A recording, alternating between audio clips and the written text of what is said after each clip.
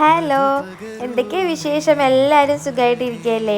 അപ്പം എന്താ ഇക്കാക്ക് ഇന്ന് രാവിലെ ബ്രേക്ക്ഫാസ്റ്റിന് കൊടുക്കുന്നത് നെയ്യിൽ വഴറ്റിയ ഏത്തപ്പഴവും അതിൻ്റെ കൂടെ തന്നെ 2 മുട്ട ഉപ്പും കുരുമുളകും മാത്രം ഇട്ടിട്ട് പുൾസ് ചെയ്തെടുത്തതാണ് കേട്ടോ. അപ്പോൾ അതും വെച്ച് കൊടുക്കുന്നുണ്ട്. പിന്നെ ലഞ്ചിന് ചോറാണ് കേട്ടോ. അപ്പോൾ ചോറ് ഇട്ട് കൊടുക്കുകയാണ്.